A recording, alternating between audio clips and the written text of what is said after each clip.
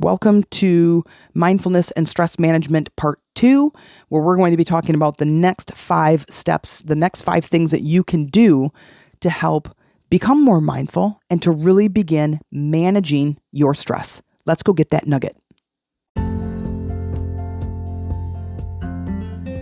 Welcome to Life Mastery Podcast. I'm Jen Mack, Lady of the Mind, your host, energy healer, and intuitive coach.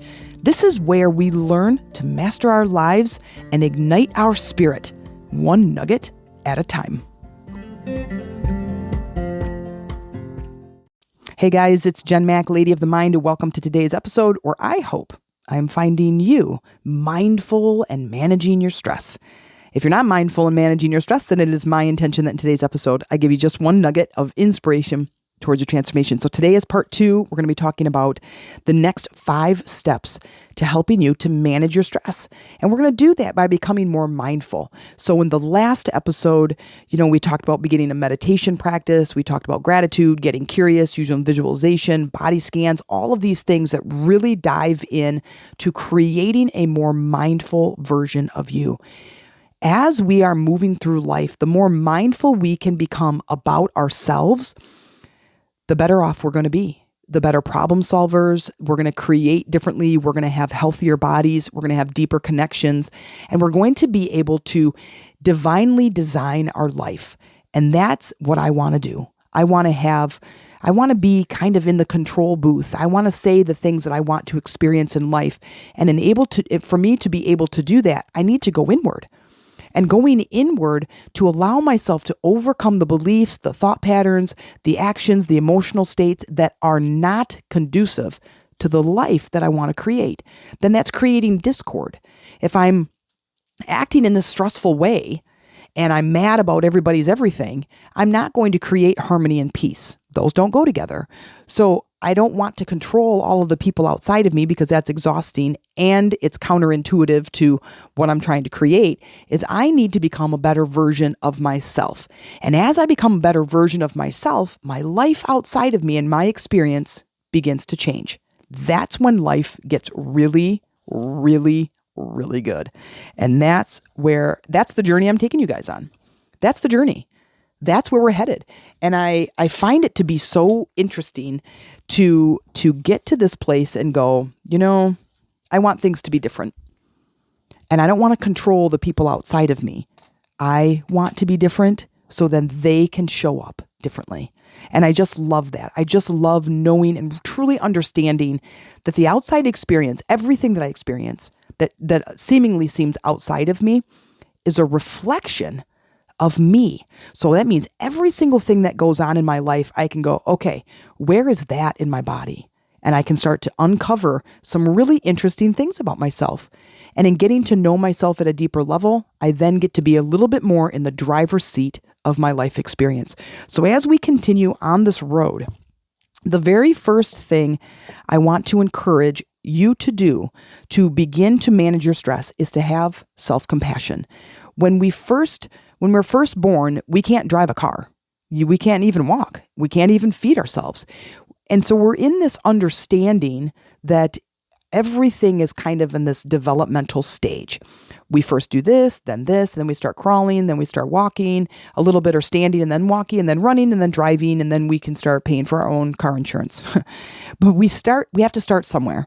And as we continue on this journey, as you're always growing, always changing, and always progressing, is to have some compassion and understanding that we are on a journey and we're not finished. We're not done. We're not there yet. It's not going to happen overnight. It's not going to happen probably in the next 5 minutes, but you are going to see progress. And that is where life gets really good, where you might experience something and say to yourself, hey, I would have gotten really mad about this and it didn't bother me at all. It's those little things that begin to show us we're on the right path. So having some self-compassion for yourself and understanding that just because you're an adult doesn't mean you're done. You're not done learning everything. You're not done progressing. The journey's not over. Just because you graduated from college or you got your career job or you're married and you have kids or grandkids, it doesn't mean that it's over. It's up to you if you continue learning. So having self-compassion for yourself is really an amazing first step to to really building some mindfulness and managing your stress. The next is having a mindful journey. Having the mindful journey is creating, a journal, a mindful journal. I have about 16,000 journals in my house. Seriously, I have an entire bookshelf that is all journals, and I've got 4 or 5 of them right here in my desk drawer that I use for different things, different topics, and different ways that I'm journaling. And I really, really encourage you to get a journal. And if you like to draw, then get one of those small sketchbooks or get a big sketchbook. Get colored pencils or markers. Make it fun. You could use stickers. You can totally just make it writing. You don't have to add any creative anything, but if you want to, please do. It's like this is a self-expression of you. This is your life.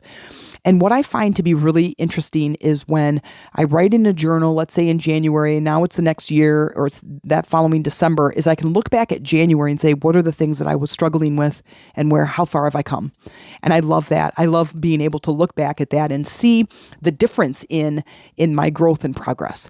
And so that is one of my favorite things to do is to look back and go, oh my gosh, like I thought I hadn't gone anywhere. Well, good thing I wrote that down.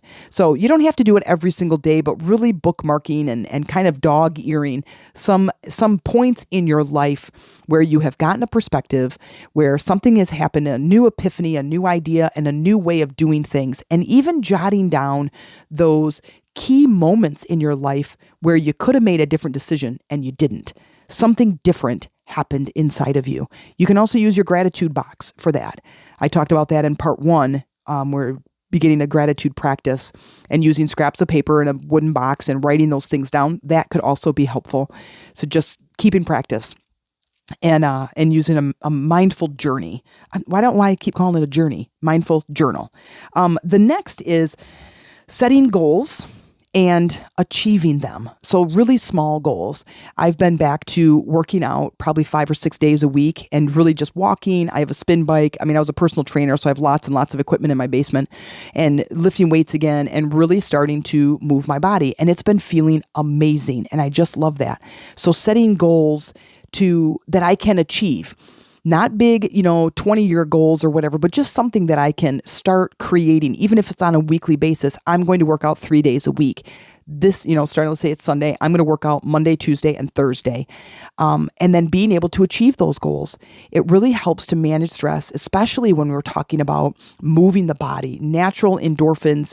And I believe it's dopamine that really kind of gets shot into the bloodstream when we're moving our body, when we're weight training, when we're exercising, doing fun things. And if you don't do weights, that's totally fine. What about picking up a new hobby? Bike riding, kayaking, rowing, swimming, climbing trees, right? Hiking, any of those things that you're getting out in nature and you're moving your body. That's going to be an amazing thing to help reduce stress. And we hear it all the time, but people think, oh, exercise, I got to join a class. I got to go to the gym. You don't have to do any of those things. You can just go right out in your backyard and find something really fun. And that leads me to the number 4 is a community of people that are supportive in the more relaxing things that you can do. Sometimes we need to step outside of even our own family or our immediate, what could be our support system, and move out into a different support where we are hanging out with people who have some similarities that allow us to be ourselves in a different environment. Because maybe your family doesn't want to start exercising. They don't want to manage their stress right now. They don't believe in this stuff. It's finding that community where, let's say you want to start taking up kayaking, is finding a meetup or finding a club where they're kayaking, once or twice a month or once a week or whatever it is. And you can now start hanging out with them, managing your stress with other people who are doing the same thing that you're doing. Also know that I have a group coaching program, and that's community built. And eventually I would love for us to do live events where we go on retreats together and we can go kayaking and hiking and do all these outside activities. And then we become the community that you're a part of, and teaching you how, like in all the stuff, part 1, meditation practice, a gratitude practice, doing the body scan, release and replace, the digital detox, and all of these things would be taking place with us. So if it's something that you're interested in, send me an email, themeditationroomtc@gmail.com, or on either of our Facebook groups, Chakras for Beginners, or Lady Rising and send me a note that says, hey, I'm interested in a retreat or I'm interested in your coaching program. And then let's just talk. We just get on a call and we just figure out if we're a good fit to work together. And that call is free. I call it a discovery call. And it could be something really exciting for you. So reach out to me. Let me know if that's something you're interested in. The next one, number 5, is cleaning up your nutrition. When we clean up our nutrition, we naturally begin the detox from the inside out, where we start eating clean foods, whole foods, and healthy foods. Is our bloodstream, our organs all begin to thank us, and the system begins to relax a little bit. Drinking more water, less caffeine, less alcohol.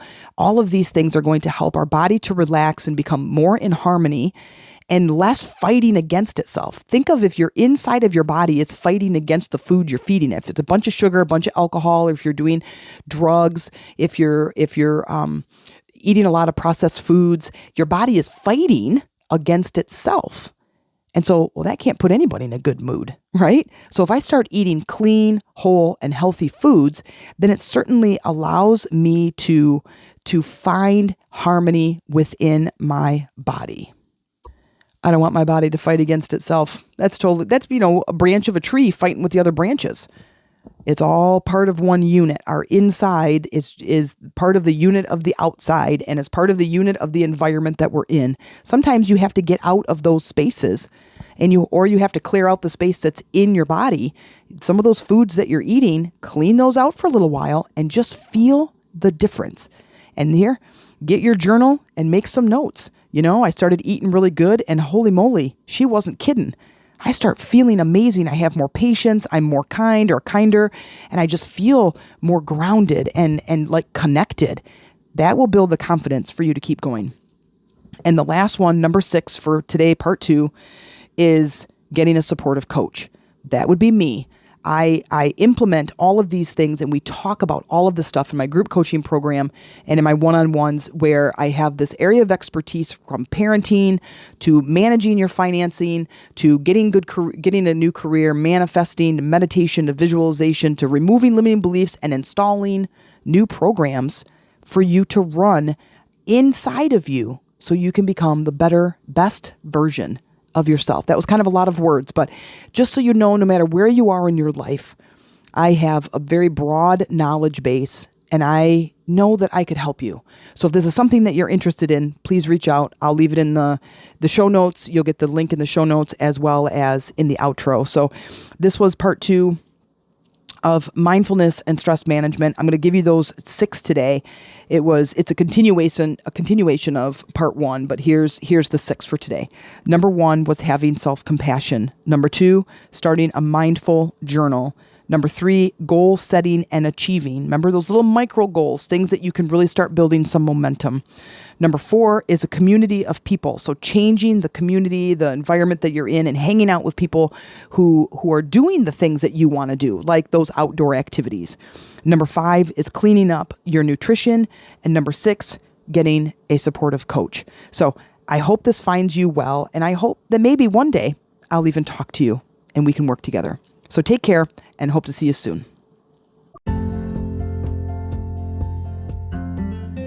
Wow, that may have felt like a lot of information in today's episode, but if you're looking for support and a deeper knowledge of what we talked about today, then let's connect. You can learn more about how I work and how you can work with me.